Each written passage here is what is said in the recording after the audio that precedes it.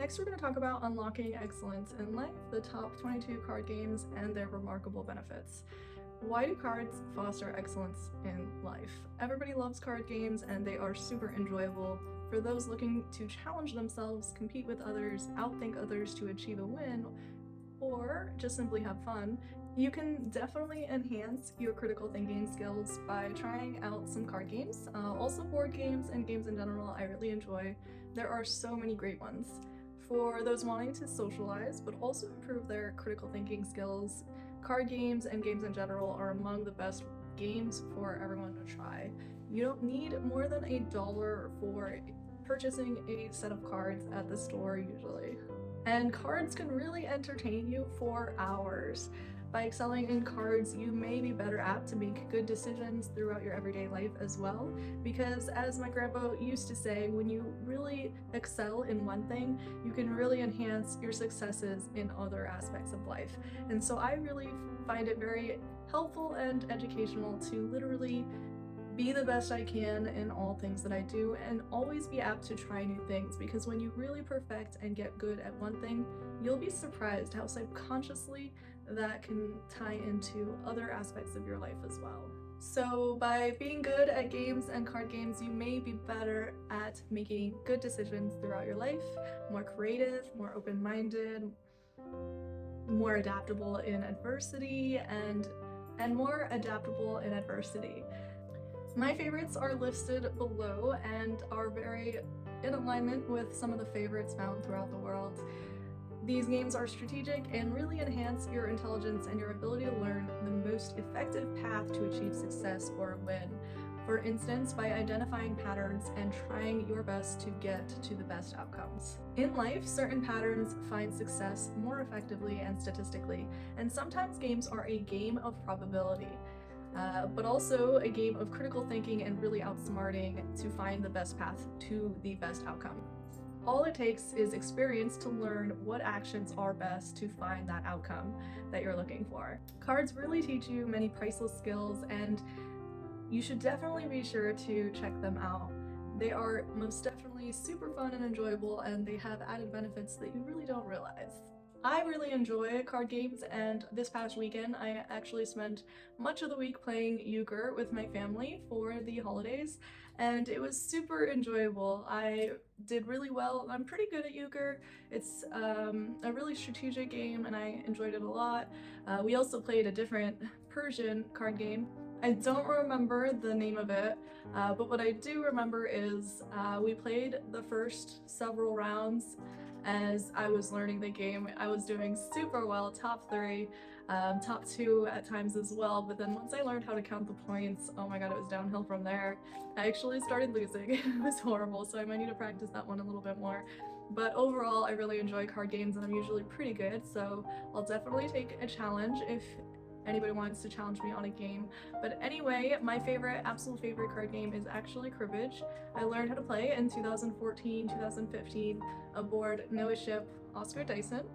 We were actually doing a tournament and I was new to learning this game. I've never played before, and we eventually went to play a tournament on the ship, and I played against the saltiest fishermen like in the world probably. Basically, they were really good at cribbage, and I actually came out top 2, second place against Mr. Saltiest Fisherman Ever. He won first place, and it was super enjoyable, super fun game, and a really awesome tournament. So I don't know if I can top second place, but we'll see. But anyway, here's my favorite list of some card games that you can check out if you are interested in having a little bit of fun and also enhancing your critical thinking skills and improve upon your intelligence, and overall I think it'll improve your life as well. So overall we have euchre, cribbage, hook, rook, rummy, hearts, spoons and pig, spades, spit, solitaire, crazy eights, Uno, bridge, canasta, old maid, cheat, go fish, war, poker, blackjack, Texas Hold'em, let it ride. So also we've played spoons and pig. I don't know if you've ever played them, but they're super fun. You basically put out spoons in a circle and everybody plays in a circle to try to get 4 cards that are the same, and the first one to get 4 cards steals a spoon. But you can do it super slick and sneakily, or you can do it super quick. But basically, we played spoons as well. I actually was top 2, and going against my dad, who I thought he would be good, but oh my god, we were so surprised. He's actually very good. He literally swooped in and basically had, like, I had lost 1 round and he lost 1 round, so we're tied for first place.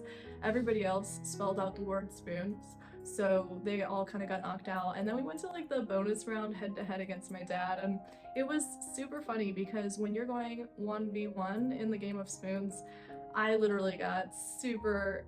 When you go against somebody in the game of spoons one-on-one, it is super funny because I was basically joking that whoever gets 4 of a kind first basically wins. And so when I was going up against my dad 1v1, it was super funny because he literally had in his hand one of my cards. And so straight in the beginning of literally both rounds, the first round against my dad and the second round against my dad, in both rounds, he pulled out 4 of a kind for the win, and each time he had one of my cards in his hand, so I could have never won. So really, I don't know how I could have ever won if he's holding my card, but he basically bet me for that reason. He just got the luck of the draw, pulled out my card in his hand, and was able to pull out a straight line of 4 cards in a row, twice in a row, to beat me for the win. So I would definitely have to challenge and see if I can get first place on spoons. Would definitely pull in a second place on that one. But overall, spoons is really good. Instead of pulling a spoon, the same game you can do is called pig. But for pig, you basically stick out your tongue instead of pulling a spoon. And it was actually a very smart decision for us to start playing pig instead of spoon because we were just being very noisy, pulling the spoons and basically telling everyone like, oh, the spoon's gone.